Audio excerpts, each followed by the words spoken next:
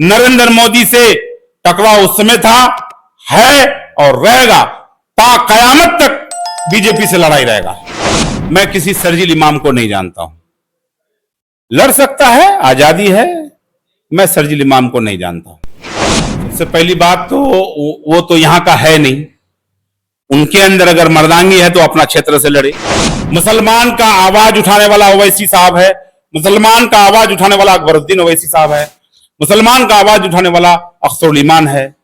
आप उन पर उंगली उठाने वाला कौन होते हैं? आम जनता को मालूम है कि आपने एमआईएम से जीता, एमआईएम को धोखा दिया। आपने 2010 में चुनाव लड़ा था, आप 4900 वोट लाए थे। इस बार जो 85,000 वोट आया, ये तो एमआईएम का वोट है। ये तो ओवैसी साहब को जिताया था, आपको तो जिताया नहीं था। हम पब्लिसिटी का बात नहीं कर रहे, हम कह रहे हैं कि जिस समय ये एसआईआर लगाया 1.5 महीना पहले, उस समय आप क्यों नहीं यात्रा निकाले? अभी आप बेवकूफ बना रहे हैं पब्लिक को। आप वक्त संशोधन बिल जो लाया, आप क्यों नहीं यात्रा निकाले? कोई टफ नहीं है, कोई तैयारी नहीं है। बहादुरगंज का जनता तैयार है, वोट देने के लिए तैयार है। क्योंकि जिनको वोट दे करके जिताया, मौजूदा विधायक 6 करोड़ में बिक गया, लालू जी का पार्टी में चला गया। उन गद्दारों को जो है सबक सिखाने के लिए बहादुरगंज का जनता तैयार है। अस्सलाम वालेकुम रहमतुल्लाहि व बरकातुहू। मोहतरम नाजरीन, मैं हूं मुस्लिहुद्दीन नजीरी और आप देख रहे हैं पंचायत समाचार, जहां सवाल होता है बिना डर के और जवाब लिए जाते हैं बिना लाग लपेट के। आज हमारे साथ मौजूद हैं बहादुरगंज विधानसभा से 4 बार रहे एमएलए और आने वाले इलेक्शन में मजलिस इत्तेहादुल मुस्लिमीन की तरफ से उम्मीदवार जनाब तौसीफ आलम साहब। ये बहुत ज्यादा सुर्खियों में रहते हैं, कुछ लोग अपोजिशन की तरफ से हो या इनके जो काम है उसको लेकर के ये हमेशा सुर्खियों में रहते हैं। आज हम मिलेंगे और बातचीत करेंगे आने वाले विधानसभा के लिए तैयारियां क्या चल रही है, राहुल गांधी का पदयात्रा और इसी तरीके से मजलिस से इत्तेहादुल मुस्लिमीन के ऊपर जो एक आरोप लग रहा है, उन चीजों के बारे में पूछेंगे। सबसे पहले सर हम आपका इस्तकबाल करते हैं, आपका स्वागत करते हैं। बहुत बहुत शुक्रिया आप लोगों का, आपका टीम को। सर सबसे पहली चीज ये बताइए कि सियासत गर्म है और बिहार में और खुसूसी तौर पर बहादुरगंज जो विधानसभा है बहुत ज्यादा टफ होने वाला है। तैयारी क्या हो रही है आपकी? कोई टफ नहीं है, कोई तैयारी नहीं है। बहादुरगंज का जनता तैयार है, वोट देने के लिए तैयार है। क्योंकि जिनको वोट दे करके जिताया, मौजूदा विधायक 6 करोड़ में बिक गया, लालू जी का पार्टी में चला गया। उन गद्दारों को जो है सबक सिखाने के लिए बहादुरगंज का जनता तैयार है।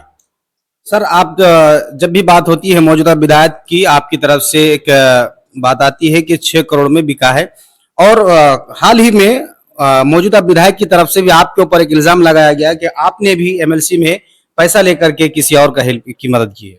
अगर हमने एमएलसी में पैसा अगर हिमायती किए हैं मैं राज्यसभा में, तो उस समय काहे नहीं बोला था? आज से 10 साल हो गया इलेक्शन लड़ने का। राज्यसभा चुनाव जो हुआ था उस समय हम एमएलए थे। अभी क्यों बोल रहा है? उस समय बोलना चाहिए ना।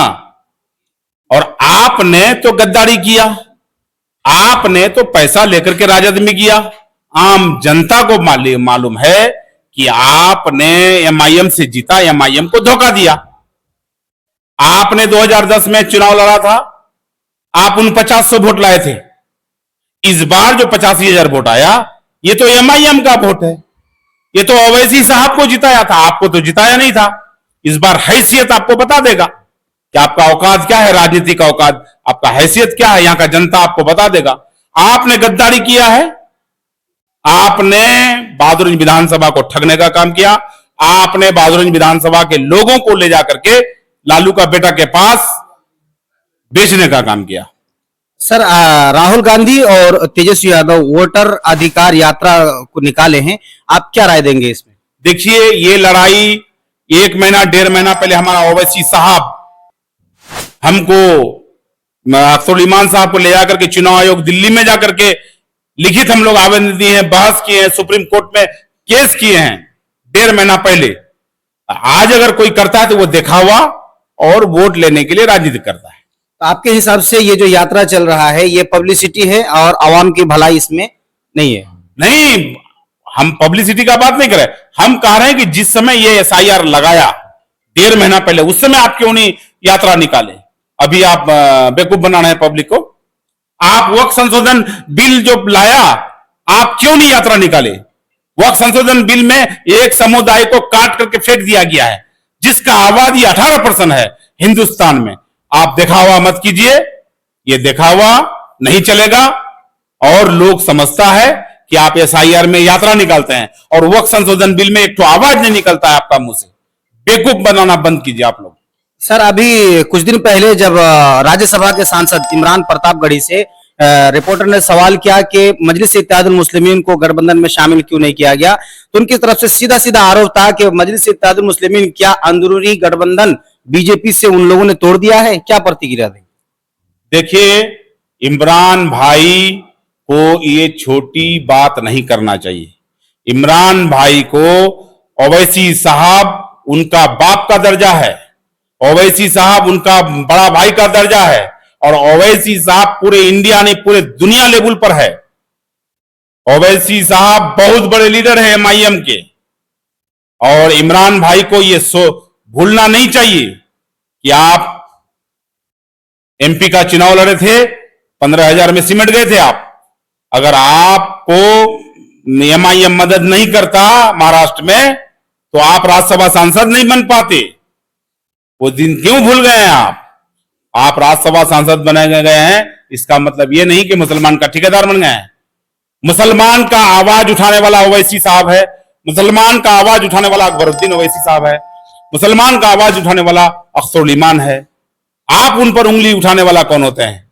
आप तो किसी के सहारे में, आप 3 तलाक पर बोले थे, आप धारा 370 पर बोले थे, आप एनआरसी पर बोले थे, आप वक्फ संशोधन बिल पर बोले थे। ये सब छोड़िए ड्रामाबाजी। हम लोग तो खुलेआम लड़ते हैं बीजेपी से। अरे आप लोग वक्फ संशोधन बिल पर एक तो आवाज नहीं निकला आप लोगों का। इमरान प्रतापगढ़ी जी, आप सोच समझ करके बोलिए। आज हिंदुस्तान का नेतृत्व करने वाला ओवैसी साहब बन गए हैं, मुसलमानों का लीडर बन चुके हैं। आज हिंदुस्तान में मुसलमानों का उम्मीद बन चुके हैं। इसलिए आपका कहने नहीं कहने से फर्क नहीं पड़ता है। नरेंद्र मोदी से टकराव उस समय था, है और रहेगा, ता कयामत तक बीजेपी से लड़ाई रहेगा। तो इमरान प्रतापगढ़ी की जो बयान है, उस बयान से क्या सीमांचल के वोट परसेंट में आपकी पार्टी को कोई नुकसान पहुंचेगा? सबसे पहली बात कि इमरान प्रतापगढ़ी का बात को कोई नोटिस में लिया ही नहीं है। जब नोटिस में लिया ही नहीं तो उसका डिस्कस हम क्यों करें? आप कहिएगा, बल्कि यह है कि बीजेपी का साथ पीछे से कांग्रेस देने का काम करता है। सर, एक और भूचाल जो है बहादुरगंज क्षेत्र में देखने को मिल रहा है। शर्जील इमाम, जो कि सीएए एनआरसी प्रोटेस्ट का एक हीरो बना, एक चेहरा उभरता हुआ चेहरा, आज वो बहादुरगंज विधानसभा से चुनाव लड़ने की बात उनकी तरफ से आ रही है। आप क्या प्रतिक्रिया देंगे? मैं किसी शर्जील इमाम को नहीं जानता हूं। लड़ सकता है, आजादी है। मैं शर्जील इमाम को नहीं जानता हूं। शर्जील इमाम चूंकि क्रांतिकारी के रूप में देखे जाते हैं, तो ऐसी सूरत में अगर वो बहादुरगंज क्षेत्र से लड़ते हैं तो कहीं ना कहीं जो वोट बैंक है, मुस्लिम वोट बैंक, वो उसका बिखराव होगा। इससे आपको कितना नुकसान हो सकता है? सबसे पहली बात तो वो तो यहां का है नहीं। उनके अंदर अगर मर्दांगी है तो अपना क्षेत्र से लड़े। कहां घर है उसका? कटिहार में कहां घर है उसका? बिहार में कहीं कोना में होगा। अगर उसको दम है, हिम्मत है और अपने आप को नापना है, अपने विधानसभा से लड़के देख ले। बहादुरगंज को क्या ये समझा है लोग? बहादुरगंज का जनता काना हो, अंधा हो, लूला हो, अपने घर का लोगों को चुनेगा। ये एंटी कन्वेंसी था, समझे? एंटी क्या कहते हैं उसको? एक बार नहीं, 2 बार नहीं, 3 बार नहीं, 4 बार लोग मुझे जिताए। लोगों का होगा एक लगा उसको कि नहीं इस बार बदलना चाहिए, लेकिन जब बदल गया है, बदल दिया, तो अब उन लोगों को एहसास होने लग गया है कि नहीं, हम लोगों का एमएलए, पूर्व एमएलए ही सही था। इसलिए हमको विश्वास है कि हमारा जनता हमको चुनेगा।